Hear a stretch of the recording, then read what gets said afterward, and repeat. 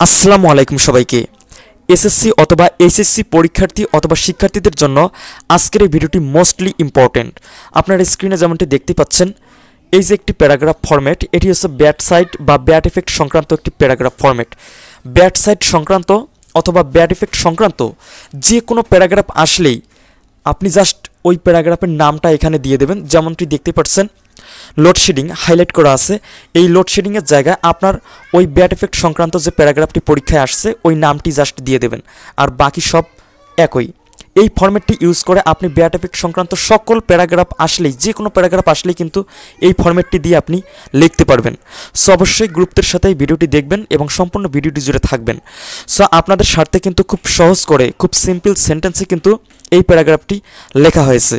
So অবশ্যই সম্পূর্ণ ভিডিওটি জুড়ে থাকবেন এবং আমাদের চ্যানেলে নতুন হয়ে থাকলে চ্যানেলটি সাবস্ক্রাইব করবেন এবং একটি লাইক করে দেবেন। আপনাদের একটি লাইক আমাদের অনুপ্রেরণা। সো ভিউয়ার্স, আপনি যদি এই প্যারাগ্রাফ ফরম্যাটটি পড়েন তাহলে কি কি প্যারাগ্রাফগুলো আসলে আপনি লিখতে পারবেন, আমরা সেই বিষয়টি একটু দেখব।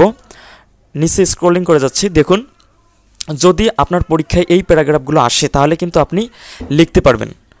এই প্যারাগ্রাফ ফরম্যাটটি ইউজ করে কিন্তু আপনি লিখতে পারবেন। দেখুন, traffic jam, load shedding, a hartal day, road accident, street accident এবং danger of smoking, drug addiction, coping in the exam, এছাড়াও terrorism, campus violence, environment pollution, air pollution, তারপর হচ্ছে ডিফরেস্টেশন, এইগুলো সহ আপনারা নিচে যেমনটি দেখতে পাচ্ছেন লাল কালারের লেখা আর কি লিখে দিছি, this paragraph format is applicable for all bad side paragraphs.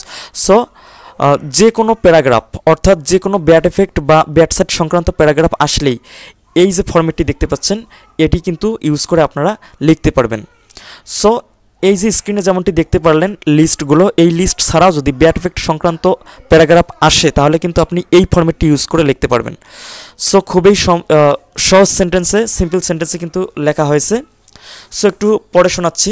দেখুন, মনে করুন যে আপনার পরীক্ষায় লোডশেডিং প্যারাগ্রাফটি আসছে, এখন আপনি লোডশেডিং প্যারাগ্রাফটি লিখতেছেন।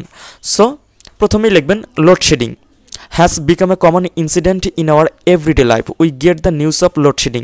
সো দেখুন এই যে হাইলাইট করা আছে লোডশেডিং, এখানে জাস্ট আপনার ব্যাড এফেক্ট যে সংক্রান্ত প্যারাগ্রাফটি আসবে তার নামটা জাস্ট বসাই দিবেন, আর কোনো কিছুই পরিবর্তন করা লাগবে না। এরপর হচ্ছে load shedding in the newspaper everyday. Load shedding is now serious problem in our country or Bangladesh. It is going out of control day by day. It makes problem of all. We cannot think a free life for it. It loses not only our lives but also our progress. Everyone feels this problem but cannot solve it. The bad effect of load shedding can better be understood than described. All want a good solution of this problem. Public opinion must be taken to solve this problem. The government as well as conscious people can play a vital role in this problem. The public administration should be conscious and active. This problem should be solved very soon if we want to survive and prosper.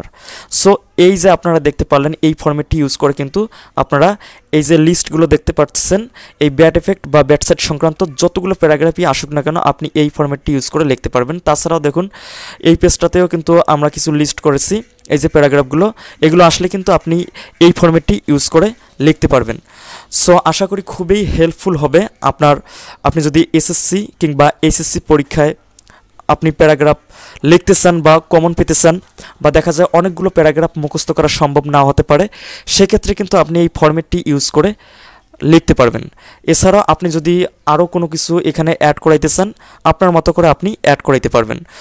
So সম্পূর্ণ এই প্যারাগ্রাফটি যদি আপনি মুখস্থ করেন সেক্ষেত্রে কিন্তু খুব সহজে কিন্তু আপনি একটা মার্কস নিতে পারবেন প্যারাগ্রাফ থেকে।